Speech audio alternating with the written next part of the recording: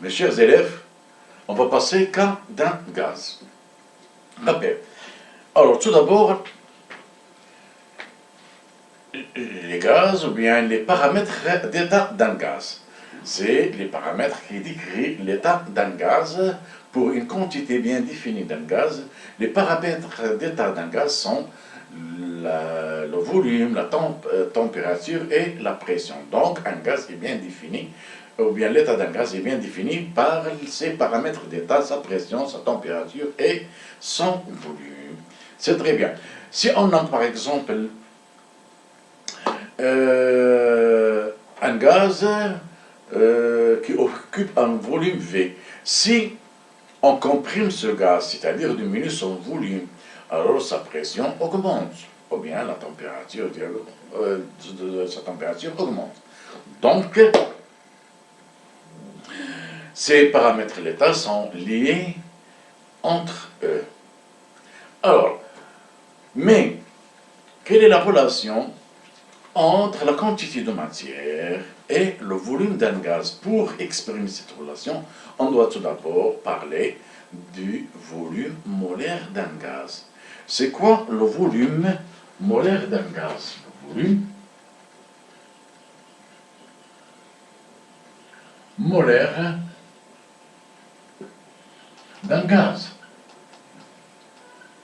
Alors, d'après ce nom, c'est le volume qu'occupe une mole d'un gaz dans des conditions précises de température et de pression, puisque ce sont les paramètres d'état liés au volume.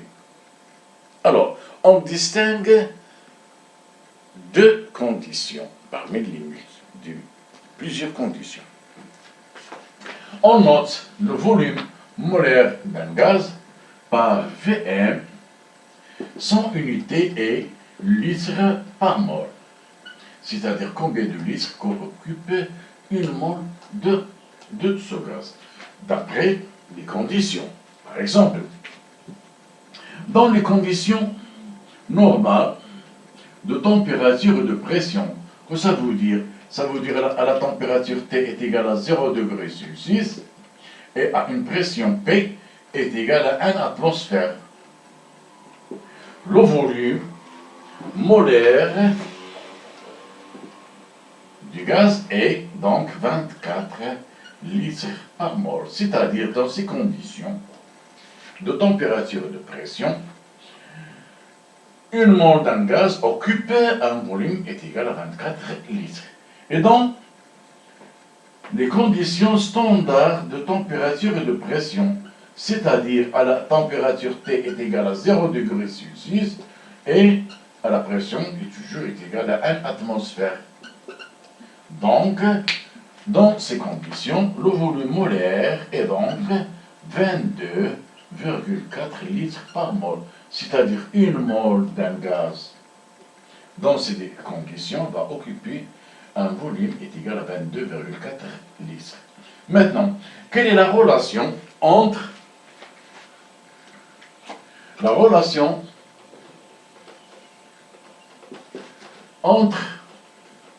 la quantité de matière et le volume d'un gaz?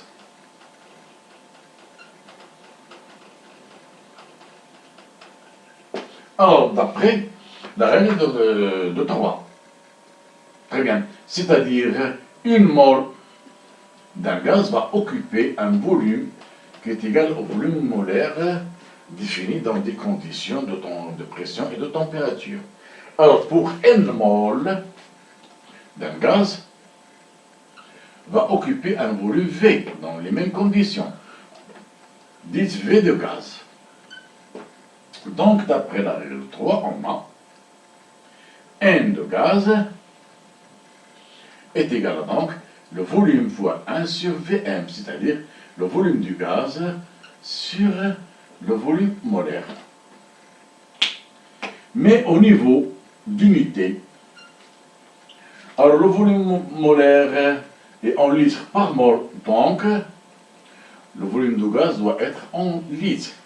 Et par conséquent, la quantité de matière est toujours en mol. la densité d'un gaz par rapport à l'air. Quand D est égal à la masse molaire du gaz sur la masse molaire de l'air, les deux pris en même condition de température et de pression. D est sans unité. Par contre, les deux masses molaires sont en grammes par mol. Exercice 4. Vous avez donc les deux relations. La première entre la quantité de matière d'un gaz et son volume, et la deuxième relation de la densité d'un gaz par rapport à l'air. Un flacon de volume 100 ml contient de dioxygène O2 qui se trouve dans des conditions normales de température et de pression où le volume molaire est Vm est égal à 24 litres mol moins 1. Donner des masses molaires, la masse molaire d'oxygène est égale à 16 grammes mol moins 1, c'est-à-dire la masse molaire atomique, et la masse molaire de l'air est 29 grammes mol moins 1.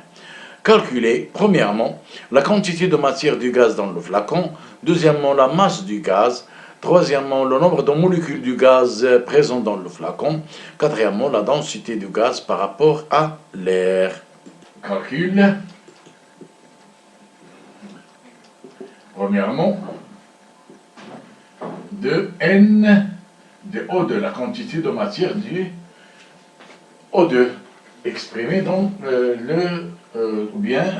présente dans le flacon. On sait que, d'après la relation qu'on vient de voir, que N de O2 est égal à V de O2 sur le volume molaire. Application numérique. N de E2 est égal donc, V de O2 c'est 100 ml, il occupe tout le volume du flacon. 100 ml doit être en litres, donc on va multiplier par 10 à la puissance moins 3 litres. Sur le volume molaire c'est 24 litres mol moins 1. Le résultat va être donc en mol. C'est 4,17 fois 10 à la puissance moins 3. 4,17 fois 10 à la puissance moins 3 mol. Deuxièmement, calculer la masse du gaz présent dans le flacon. Deuxièmement, calcul de N de O2. Donc on a la quantité de matière, on peut calculer la masse. On sait que N de O2 est égal à la masse du gaz présent, c'est-à-dire N de O2, sur la masse molaire de O2. Donc, la masse du gaz est égale à N de O2 fois la masse molaire de O2. Alors, calculons la masse molaire de O2. On a M de O2 est égal à 2 fois M molaire atomique de l'oxygène est égal donc à quoi? C'est 2 fois 16, c'est-à-dire 32 grammes par mol. Donc, N, la masse du gaz est égale. N du gaz, c'est combien donc? C'est 4,17 fois 10 à la puissance moins 3, que multiplier 32. Ce calcul fait la masse, c'est la masse. On calcule la masse du gaz, donc c'est 4,17 exponentielle moins 3 fois 32. C'est 0,133 grammes.